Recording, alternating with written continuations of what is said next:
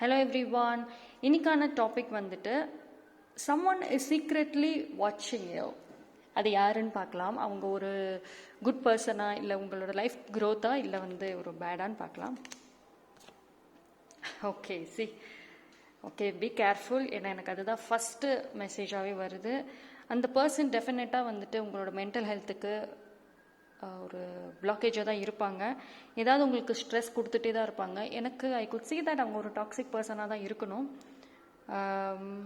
அதாவது உங்கள் மைண்டை நீங்கள் பாசிட்டிவாக திங்க் பண்ணிட்டு இருந்தீங்கனாலுமே அது நெகட்டிவாக மாற்றக்கூடிய அளவுக்கு உங்களுக்கு ஒரு ஸ்ட்ராங் நெகட்டிவ் எனர்ஜி இருக்குது. அண்ட் ஐ திங்க் அவங்க உங்களோட ரொம்ப ஒரு க்ளோஸ்டு பர்சனாக இருக்க சான்சஸ் இருக்குது. ஓகே, நெக்ஸ்ட் பார்க்கலாம். ஓகே,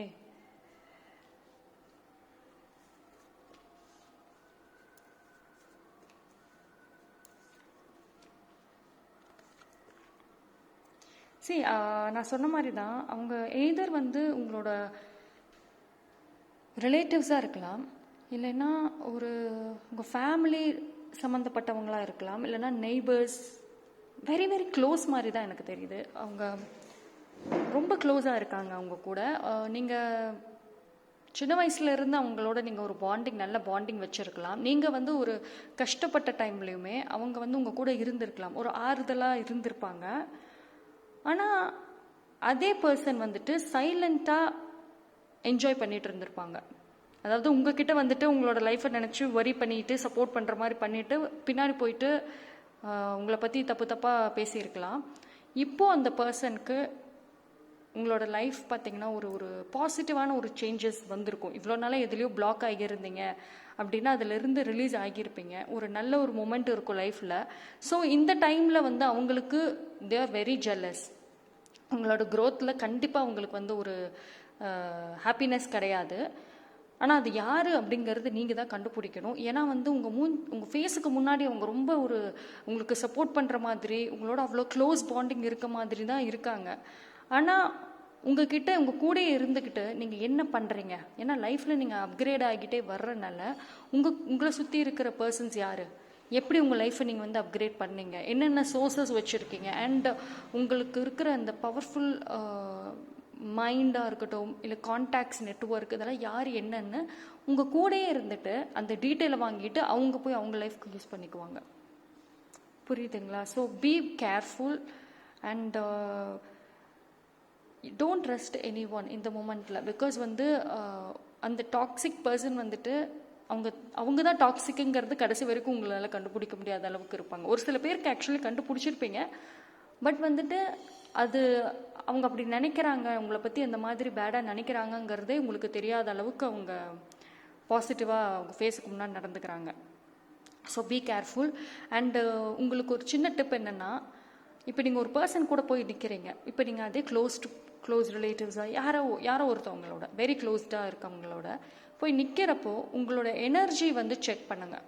உங்களால் ஒரு பாசிட்டிவாக நீங்கள் அந்த இடத்துல நீங்களாக இருக்க முடியுதான்னு பாருங்கள். உங்களால் உங்களோட ஒப்பீனியனை சொல்ல முடியுதா, ஒரு பீஸ்ஃபுல்லாக இருக்க முடியுதான்னு பாருங்கள். பிகாஸ் நெகட்டிவ் எனர்ஜி யாராவது ஸ்ப்ரெட் பண்ணாங்கன்னா அந்த இடத்துல உங்கள் மைண்டு ரொம்ப ஒரு மாதிரி ஓவர் திங்கிங் பண்ணுவீங்க, ஒரு ஹாப்பினஸ்ஸே இருக்காது, எதுவுமே நடந்திருக்காதாங்க. பட் அந்த பர்சன் உங்கள் கூட இருக்கும் பொழுது உங்களுக்குள்ள ஒரு ஹாப்பினஸ்ஸே இருக்காது, சம்திங் ஒரு நெகட்டிவ் வைப் இருந்துகிட்டே இருக்கும். அப்படி நீங்கள் அந்த மாதிரி ஒரு வைப், ஒரு எனர்ஜி ஃபீல் பண்ணிங்கன்னா அந்த பர்சனோட கேர்ஃபுல்லாக இருங்க.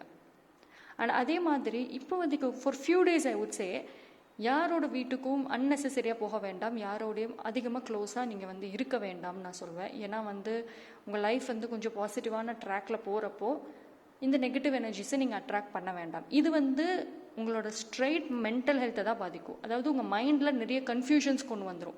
நெகட்டிவ் எனர்ஜி அதுதான் ஃபஸ்ட்டு மைண்டை தான் டார்கெட் பண்ணும், நெகட்டிவ் எனர்ஜி. ஓகேங்களா? நீங்கள் என்ன உங்களோட லைஃப் நோக்கின திங்கிங்கே டைவர்ட் பண்ணிவிட்டு பாஸ்ட்டை பற்றி யோசிப்பீங்க, இல்லை பேட் திங்ஸை பற்றி யோசிப்பீங்க.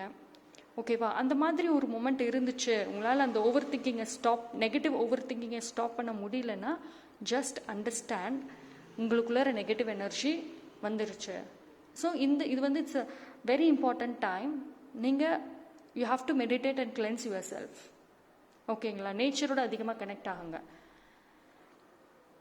அண்ட் இப்போது ஐ குட் see that ஒரு செலிப்ரேஷன்ஸ் ஏதாவது ஒரு ஹாப்பி நியூஸ் ஹாப்பி மூமெண்ட் ஏதாவது நீங்கள் பண்ண போகிறீங்க மாதிரி தான் தெரியுது. குட் பி பர்த்டே பார்ட்டிஸ், இல்லைன்னா ஏதாவது ஃபேமிலி ஃபங்க்ஷன்ஸ், இல்லைன்னா இப்போ நீங்கள் வீடு கட்டுறீங்க அப்படின்னா கூட ஒரு சில பேர் அது ப்ராசஸ் போயிட்டு இருந்துச்சுன்னா டெஃபினட்டாக கட்டி முடிச்சுட்டு எல்லாரும் ஹவுஸ் வார்மிக்கு எல்லாத்தையும் கூப்பிடுற அந்த ஒரு ஹாப்பி மூமெண்ட்ஸ் வரப்போகுதுங்க.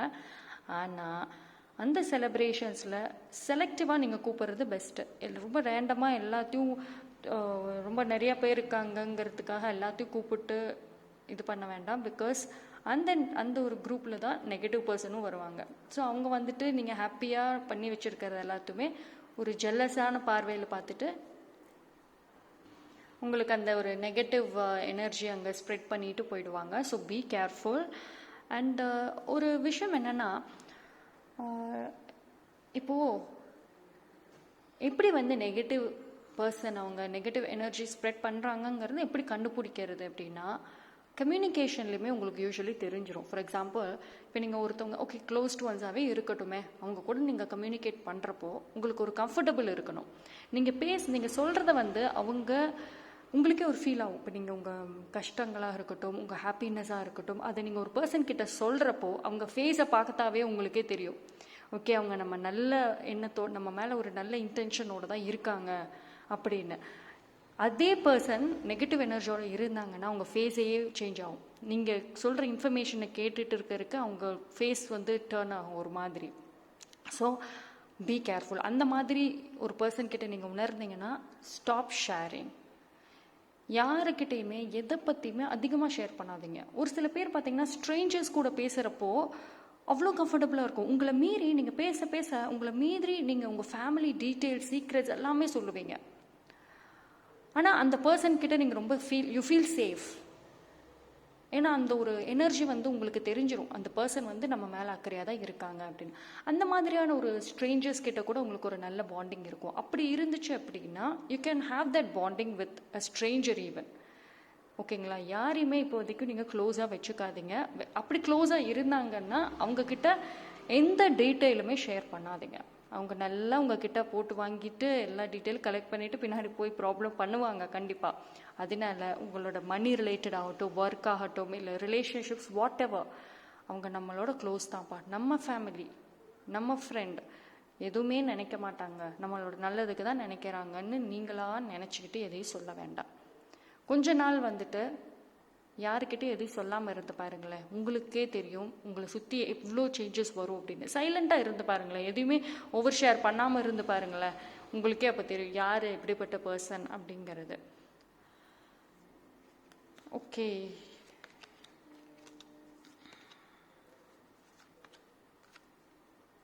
Next justice.